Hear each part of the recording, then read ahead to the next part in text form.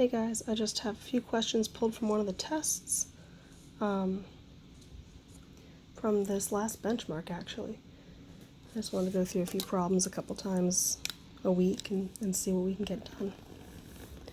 So this question is number 5 from the third benchmark. It says Julia has dug up potatoes for her garden twice this season. A random sample of the weights of the potatoes from each of the 2 digs is shown here in the chart below. So in the first dig, there was a potato that weighed 8 ounces, one that weighed 11 ounces, one that was 5 ounces, 10 ounces, etc. And in the second dig, they had these weights. So based on the data, which 2 statements are true? True. All right, looks like we're looking at means and medians. So we're looking at mean weights and we're looking at median weights. Let's go ahead and find the mean and the median for each of these guys. If I can find a calculator, that's a great place to start for the mean. To find the mean, you add them all up and divide by how many you have. So here I have 1, 2, 3, 4, 5, 6, 7 potatoes from dig 1, the first dig. So if I go 8 plus 11 plus 5 plus 10 plus 13 plus 10 again, and plus 6. And that is a total of 63. So I'm going to write that total down. And there were 7 potatoes. If I divide that by 7, I should get 9. Yep. So the mean of the first dig is 9. Let's get the mean of the second dig.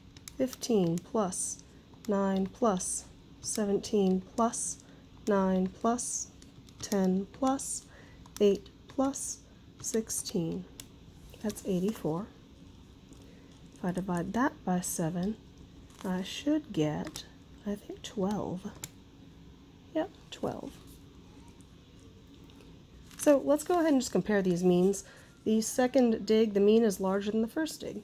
So the mean weight of potatoes in the first dig is less than the mean weight of potatoes from the second dig. That is true. The mean weight of potatoes is greater than the mean weight from the second dig. That one's false completely. So it says there's 2 statements that are true. So this is a statement that's true about the mean. The other one must be about the median. To find the median, you've got to sort them out from least to greatest. You've got to write down every single one. So the smallest number here is 5. And if it helps, you can go ahead and do some sort of mark that I've already written a 5 down. Then I've written a 6 down. And I got to write the 8 down. I'm going to sort them. I've got 10. And 10 is on there twice.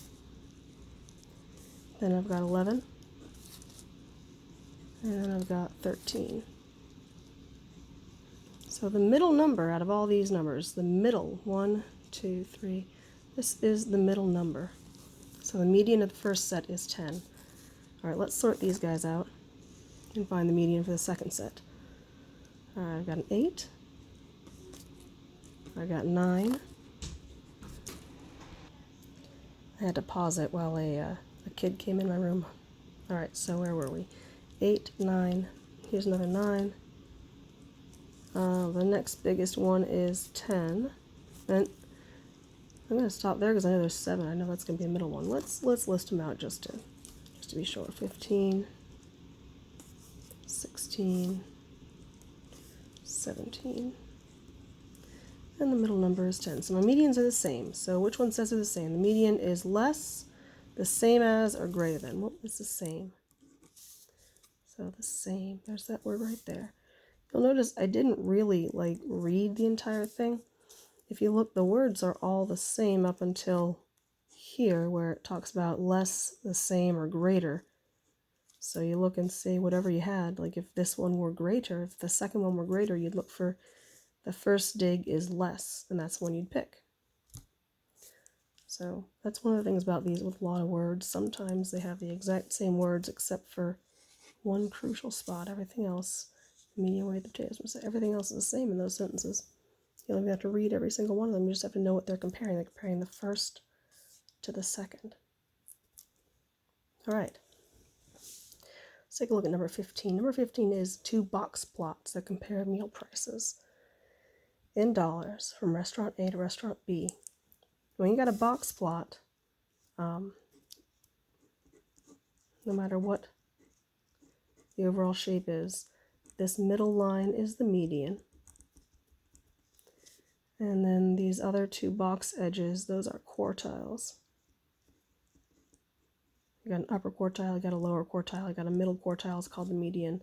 And then these whiskers out to the end here, these 2 pieces, this is your smallest value and this is your largest value.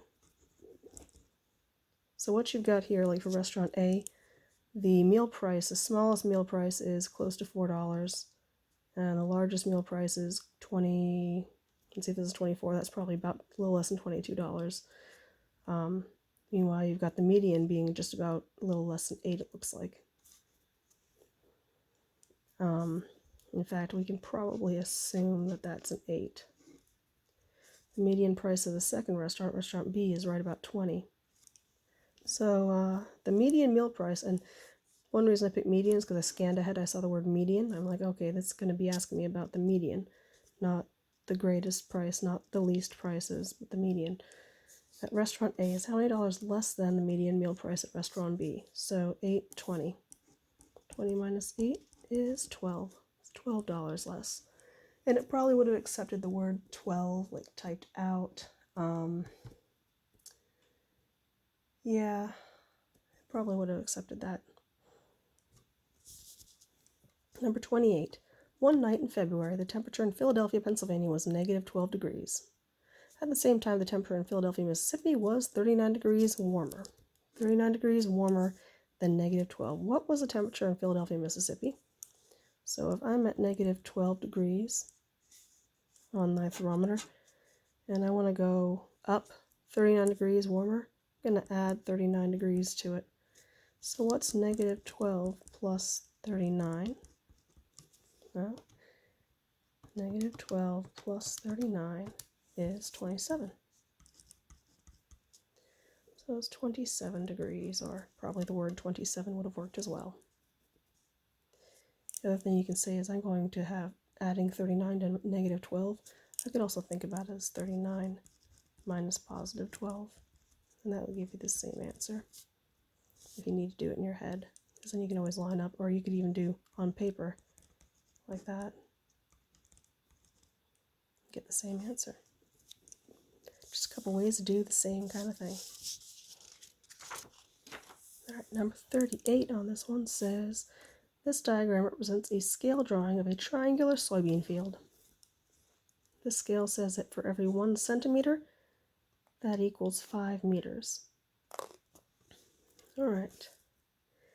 Select a phrase or number from each blank to make the sentence true. The actual length in meters of each side of the soybean field could be calculated by using the length in centimeters of each side of the scale drawing and blank blank.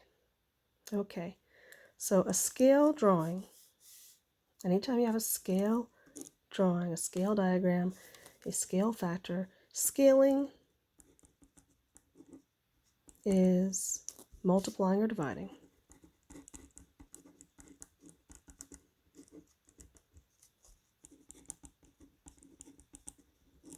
So right away I can get rid of adding, subtracting. If I'm scaling, for example, let's say my scale says 1 centimeter stands for 5 meters. So for every one of these 12 centimeters, each of those stands for 5 meters. So I can multiply by 5 and I can get my new scale. If it was the other way around, for example, maybe 5 centimeters equals 1 meter, I would probably want to divide my centimeters by 5 because every 5 centimeters only stands for 1 meter. But if you don't know what to do, if you're confused, it says use the length in centimeters of each side. So like the 12. If I start with the 12 centimeters and I say, one way you can do it, there's actually a whole bunch of ways, which is why it's really hard for me to narrow down in one way. Logically, I know that if 1 centimeter stands for 5 meters, then every one of these stands for 5, so I just multiply by 5. Multiply by 5. Because every one of these stands for 5 of those. But if you need help, if you can't figure it out, you think about this. I've got to change from centimeters to meters, and I know that my 1 centimeter equals 5 meters. So if I'm going to multiply by a scale factor of some sort, I'm going to want centimeters on the bottom and meters on the top. So 1 centimeter and 5 meters. And I know that that's like multiplying by 1 because it says that for every centimeter, that stands for 5 meters. Those are equal on my drawing. So I'm going to multiply it by 5 over 1, and 5 over 1 is just 5. You might say that you have a scale factor, whatever your scale factor is, you can multiply by that scale factor. Sometimes they say there's a scale factor of 1/3. If it's a scale factor of 1/3, the easiest thing for me to think about is dividing by 3.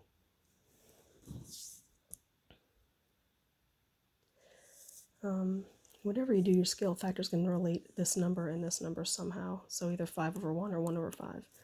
And since there's no 1/5, it's pretty straightforward. You're going to have a 5 there. All right. Match each number on the left to the number on the right that has a sum of 0. So, I hate the phrasing of this. Match each number on the left to the number on the right, which would yield a sum of 0 between the two of them. Well, -5, you got to have +5. -1/5, you got to have +1/5. +1/5, you're going to match with -1/5. And 5 is going to have to match with -5. And that's that. That's all it's saying. It's saying, hey, if I were to add this guy with something over here, how would I make 0? And they want you to know that all you do is you keep the number part looking the same and change the sign. So if there's no negative sign or positive sign, the other number has to have a negative sign. And that's that.